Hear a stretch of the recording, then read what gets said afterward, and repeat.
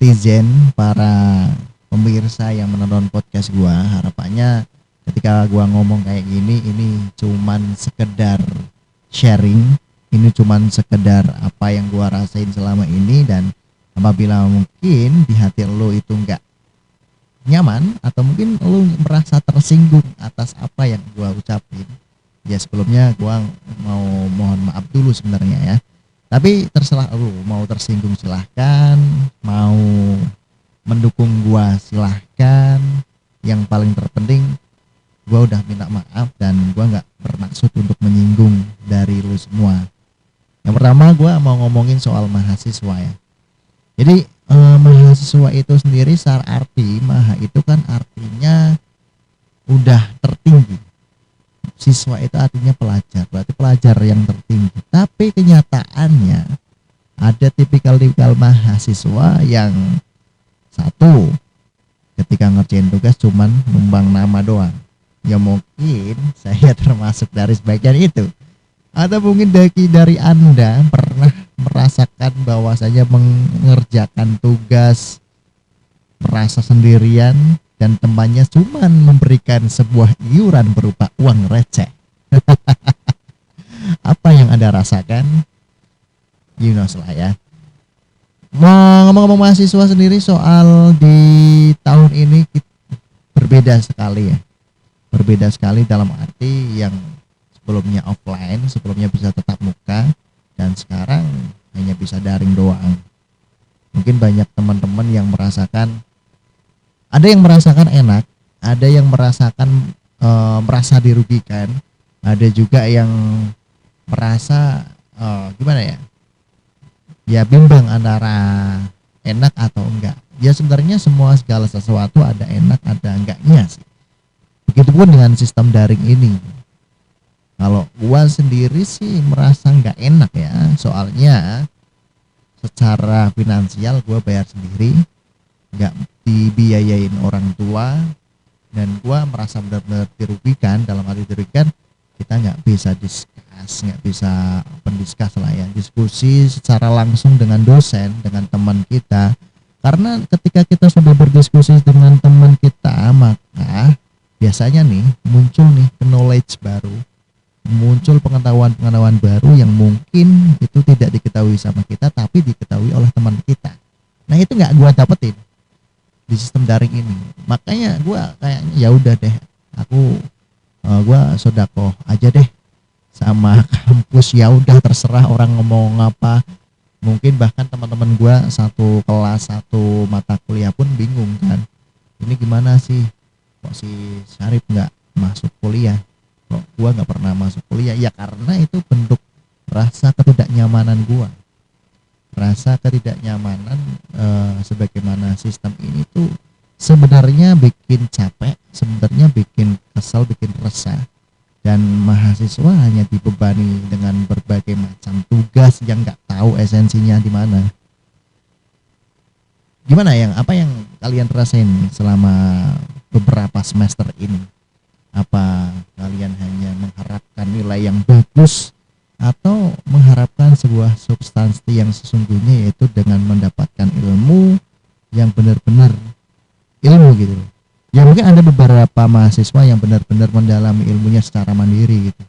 Tapi kalau gua sih jujur, gua tipe orang yang susah untuk baca buku, susah untuk baca artikel apabila nggak ada orang yang mengarahkan. Dalam arti ketika gua baca pun dan ketika gua bingung, bisa nanti aku tanyain ketika diskusi, waktu ketemu sama dosen, katakanlah ketemu sama teman-teman di kelas. Waktu kayak gini tuh benar-benar menguras tenaga banget bro. Atau mungkin buat cewek-cewek yang biasanya bisa nongki-nongki, sekarang nggak bisa nongki-nongki kan, di luar mata kuliah pastinya. Atau mungkin buat mahasiswa baru, zaman gua waktu mahasiswa baru, aduh, jangankan jangankan untuk mendapatkan teman baru 1 hari 2 hari, baru beberapa menit pun udah langsung dapat teman baru bro, beda jurusan. Adanya kalau secara klasik sih bahasanya ospek ya. Tapi di era corona kayak gini kan, mahasiswa nggak ada ospek secara langsung. Feel-nya di mana? Udah hilang tuh. Feel-nya ospek yang dimana walaupun panas-panasan tapi tetap bisa kenalan sama orang yang awal mula nggak kenalan, tapi siapa tahu bisa jadi jodoh kita. Bisa juga kenalan sama kakak kelas yang awalnya galak, ternyata luluh hatinya sama kita. Iya gak? Pasti ada kan dari kalian yang pernah melakukan hal kayak gitu, tapi di angkatan kayak gini. Ada nggak? Yes, I don't know lah. Mungkin ya itu keluh kesah di dalam suatu perkuliahan yang mana sebenarnya perkuliahan itu benar-benar kompleks, bro. Di luar kita belajar secara formal, di situ terdapat berbagai macam unsur pembelajaran di luar mata kuliah. Kita belajar organisasi, di sana kita belajar yang namanya bagaimana kita berkomitmen, kita membuat plan, kita membuat suatu sistem. Bahkan kalau di setiap universitas ataupun institut banyak yang menggunakan sistem miniatur negara, yang mana sistem pemilihan kalau di universitas ada yang namanya BEM, ada yang namanya DEMA dan lain sebagainya. Itu udah menerapkan bagaimana kita belajar berpolitik secara praktis di kampus. Buat teman-teman yang mungkin ada juga mahasiswa kupu-kupu kuliah pulang, ada juga mahasiswa kura-kura kuliah rapat, ada juga yang mahasiswa kuda-kuda kuliah dagang. Kita berbicara yang mahasiswa kura-kura, mahasiswa yang mungkin bisa dikatakan kuliah rapat. Awal mulanya itu di institut ataupun di universitas mengajarkan bahwasanya kita berpolitik secara praktis, dan di situ pengalaman gua di dalam organisasi kampus, memang di situ udah mulai kayak ada gaps di mana setiap orang mempunyai oportunitasnya sendiri, mempunyai kepentingannya sendiri. Bahkan di dalam kemahasiswaan pun kan identik dengan yang namanya mengkritik sesuatu hal yang tidak sependapat ataupun tidak seideologi kita gitu ya. Ini perlu dipertanyakan gitu. Dalam arti dipertanyakan, dia benar-benar kritis nggak, atau jangan-jangan ketika dia ikut organisasi dia orang yang oportunis juga, atau jangan-jangan dia hanya ingin menjadi seorang yang dianggap eksis untuk menggapai sebuah keinginan, mungkin dia ingin terkenal, atau di sisi lain mempunyai jembatan-jembatan, ada sistem lobbying di mana untuk mendapatkan suatu pekerjaan, atau hanya pengen dikenal doang. I don't know lah ya. Setiap orang punya tujuannya masing-masing dalam organisasi, terutama dalam berorganisasi di kampus. Ada beberapa macam organisasi kampus yang pasti teman-teman mahasiswa, teman-teman pelajar perguruan tinggi pasti tahu lah ya, di dalam kampus itu sudah mulai diajarkan sistem bagaimana negara ini itu ada demokrasi, ada politik. Di perkuliahan ataupun di organisasi perkampusan itu udah mulai diajarkan. Jadi buat teman-teman mungkin yang nggak paham bisa belajar lah, meniatkan juga belajar, tapi jangan sampai terjerumus yang mana mengorbankan kepentingan demi kepentingan kamu, demi kepentingan kelompok, demi kepentingan organisasi. Di balik itu udah melambangkan, bener-bener sih kayaknya udah menjadi miniatur banget. Karena di negara ini, apalagi berbicara partai ya, partai itu benar-benar oportunis. Dalam politik itu yang ketika masa pemilu ataupun pemilihan, entah itu pileg, entah itu wali kota, bupati, ataupun gubernur, ataupun presiden, politik itu hanya ada politik itu tidak ada yang namanya teman sejati, tidak ada yang namanya musuh abadi. So tinggal bagaimana kebutuhannya. Mungkin aku sama si A bisa berteman saat ini demi meraih tujuannya, tapi besok kita juga bisa bermusuhan, bahkan nggak nyampe besok. hanya pindah beberapa menit pun bisa menjadi oposisi, nggak berkoalisi lagi, sama di kampus. Apalagi kalau dalam sistem partai, di dalam dewan dan lain sebagainya. Ini bukan gua sok tahu sih, ini cuman berpendapat, dan menurut pandangan gua, menurut analisis gua, itu memang benar-benar oportunis. Tapi jangan salahkan diksi oportunis itu. Oportunis itu boleh, oportunis itu mempunyai kepentingan, itu justru dibutuhkan orang-orang yang punya kepentingan. Dengan dasar kalau memang dia mempunyai kepentingan ataupun oportunis yang baik, pasti itu dibutuhkan banget. Karena gini, ketika dalam suatu kepemimpinan, dalam suatu keputusan yang mana diambil oleh seseorang yang notabene dia benar-benar orang nggak baik, terus yang baik cuman diam aja, so kita nggak dapat tempat strategis. Makanya kita juga harus berpolitik, bro. Harus berpolitik dalam arti untuk merubah sistem-sistem yang menurut kita nggak cocok sama kita, nggak baik dan untuk masyarakat. Makanya kita mungkin buat teman-teman yang buat orang-orang baik, ayolah kita berpolitik dalam arti untuk merubah situasi dari sistem yang nggak bagus menjadi yang lebih baik lagi, maksudnya kayak gitu. Jadi oportunis itu boleh, asalkan dasarnya itu untuk kemaslahatan umat, bukan untuk kepentingannya sendiri, bukan untuk kepentingannya kelompok. Dan lu apabila tipe orang yang oportunis untuk kepentingan kelompok karena balas jasa, mending lu nggak usah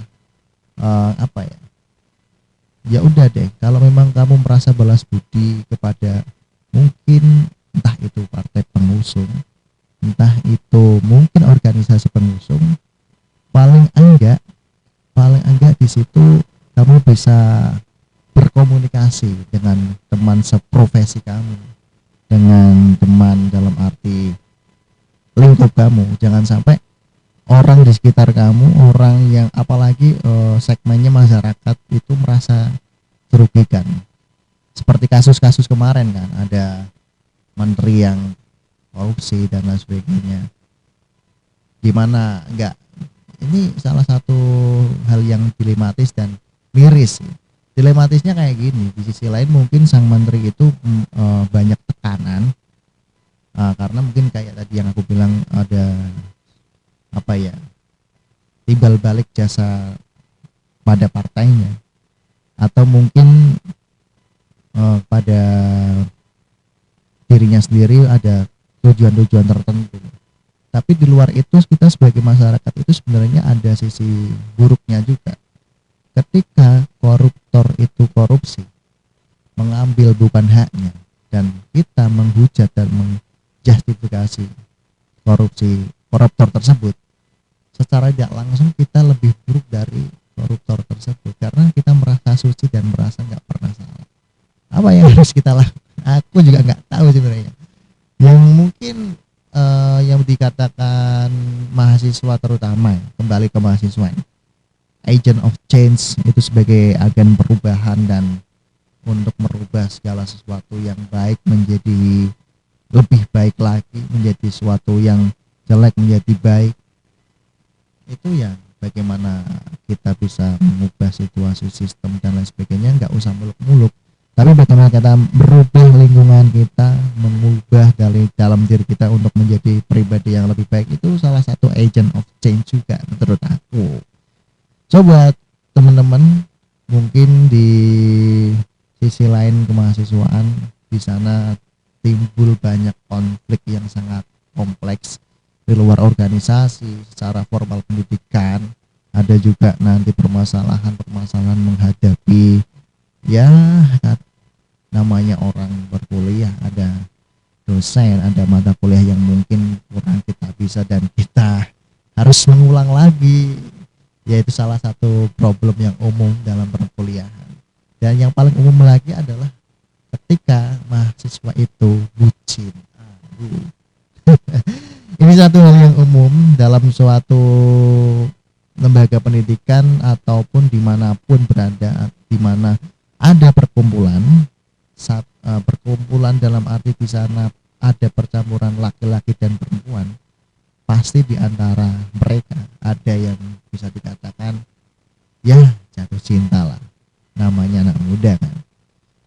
Di sisi lain, ketika mereka jatuh cinta ada sesuatu yang harus dikorbankan. Wah, ada nih yang gara-gara bucin, ada yang gara-gara cinta mengorbankan kuliahnya demi membantu si doi. Ada juga nih yang gara-gara si doi putus dan akhirnya dia meninggalkan organisasinya. Ada juga karena gara-gara pacaran satu organisasi dia terkucilkan oleh teman-temannya. Anda bagian mana? Oke ya, itulah salah satu mungkin gambaran-gambaran ya dalam lingkup perkuliahan. Dan yang paling aneh sendiri sih kalau menurut aku, itu ada orang kuliah cuman pingin apa ya, karena banyak tujuannya. Ada yang paling aneh menurutku cuman pingin agar hidupnya nggak nganggur. Ini salah satu perspektif yang sangat aneh sekali. Karena apa? Ketika dia nggak kuliah, dia bingung mau kerja apa, dan akhirnya dia memutuskan untuk kuliah biar ada kegiatan. Itu salah satu pemikiran yang aneh tapi berguna juga, manfaat juga. Ya benar juga sih. Daripada dia nganggur, daripada dia bingung mau apa nggak kerja, lebih baik kuliah kan. Kuliah menjadi kerjaan dan menjadi satu alasan untuk ditanya seorang, Anda sudah kerja atau belum? Saya belum kerja karena saya masih kuliah. Alasan yang sangat tepat. Oke, mungkin di podcast selanjutnya akan bertemu dengan tokoh-tokoh inspiratif, akan bertemu dengan tokoh-tokoh yang akan bisa dikatakan nanti memberikan suatu informasi yang menggigit, diberikan suatu informasi yang akan menggugah pola pikir Anda dan akan membuat suatu ruang diskusi untuk Anda mendengarkan. Tetap saksikan di channel Budi Karya Project bersama saya tentunya, dan tunggu narasumber-narasumber yang akan datang ke sini.